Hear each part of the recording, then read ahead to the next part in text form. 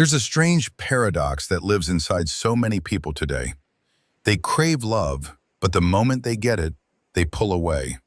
They want connection, but they distance themselves when someone gets too close. They dream of intimacy, but they panic when intimacy finally becomes real. Part 30 is about that contradiction, the silent battle between the love you want and the love you don't know how to receive. People assume that wanting love automatically means you know how to accept it, but that couldn't be further from the truth. Some of the people who crave love the most are the ones who recoil from it the hardest. It begins with a truth few want to acknowledge. You don't struggle to accept love because you're unlovable. You struggle to accept love because love was once unsafe. If the people who were supposed to love you growing up were inconsistent, unpredictable, emotionally absent, critical, explosive, dismissive, cold, or conditional, then love became associated with anxiety, not comfort, with fear, not safety, with walking on eggshells, not being seen. Your nervous system remembers that. So now when someone tries to love you gently, consistently, reliably, you don't relax. You tense. You freeze. You wait for the switch.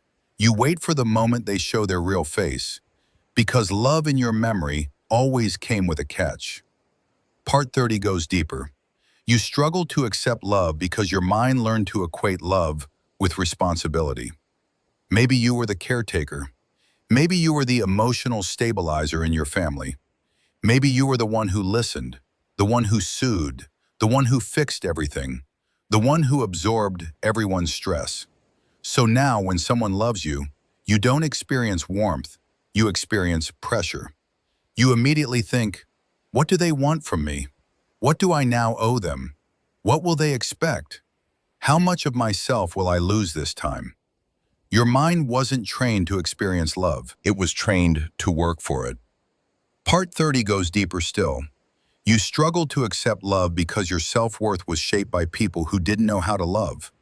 If you grew up being told you were too much, not enough, hard to handle, difficult, dramatic, or sensitive, then of course love feels confusing now.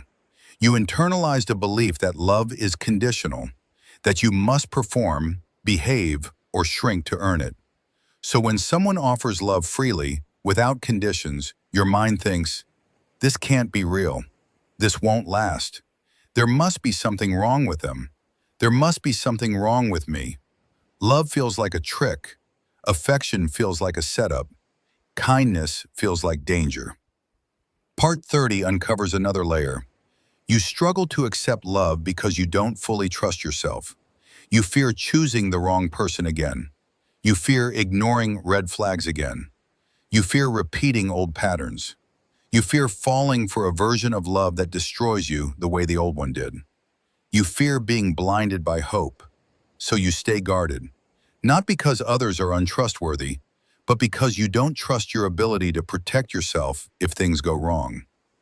Part 30 goes even deeper. You struggle to accept love because vulnerability feels like exposure. When someone loves you, they get access to the parts of you you've spent years hiding. The wounded parts, the insecure parts, the quiet fears, the secret doubts, the soft places that still hurt. Letting someone love you means letting them see those places. And for someone who survived without emotional protection, that feels like stepping out without armor. It feels dangerous. It feels risky. It feels like giving someone the power to wound you deeply. Part 30 reveals the core truth. You don't push love away because you don't want it. You push it away because you're terrified of losing it. Loving someone fully means giving them the power to hurt you. Accepting love means accepting impermanence. Letting someone in means accepting the possibility that they might leave. And for someone who has been abandoned, betrayed, ignored, or disappointed, that risk feels unbearable. It's easier to avoid love than to lose it. It's easier to stay detached than to be shattered again. It's easier to remain self-sufficient than to need someone who may not stay. Part 30 continues. There's another dimension, one many never realize. Some people struggle to accept love because they've been surviving on emotional scraps for years. They're used to chasing, not receiving. They're used to proving, not being appreciated. They're used to overgiving, not being poured into. They're used to fighting for attention, not being prioritized. So when genuine love finally shows up, a love that doesn't need to be begged for, chased, or earned, it feels unreal. You don't know how to hold something you've never been given before. Part 30 reveals a powerful truth. Healthy love feels boring at first to people who came from chaos.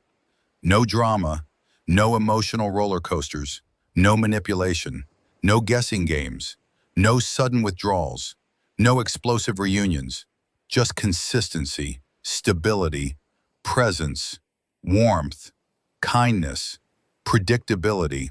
The very things a healthy relationship requires are the things a traumatized nervous system doesn't know how to interpret. You don't reject love. Your body rejects the unfamiliar. Part 30 goes deeper still. You struggle to accept love because you learn to hide parts of yourself to avoid rejection. And deep down, you fear that if someone truly saw you, all of you, they wouldn't stay. So you avoid letting them close enough to find out. Love requires authenticity, but survival taught you to mask. Love requires openness, but trauma taught you to shrink. Love requires trust, but abandonment taught you to fear. Love requires presence, but your mind lives in self-protection mode. Part 30 ends with what you need to hear most. You are not incapable of love. You are not too damaged. You are not too cold. You are not too distant. You are not unlovable. You are simply unpracticed in receiving the kind of love you deserved long before you ever received it. Your heart is not broken, it's guarded. Your fear is not proof you're unworthy. It's proof you cared deeply once and paid the price. Love didn't fail you, people did. And just as pain shaped your ability to receive love, healing can reshape your ability to let it in. You deserve love that stays, love that doesn't punish, love that doesn't demand you shrink, love that doesn't disappear when you need it most, love that feels safe and steady, a love you don't have to earn, a love you don't have to chase, a love that feels like home instead of a battlefield. And you will learn to accept it, not by forcing yourself to trust, but by slowly teaching your heart that this time, it doesn't have to brace for impact.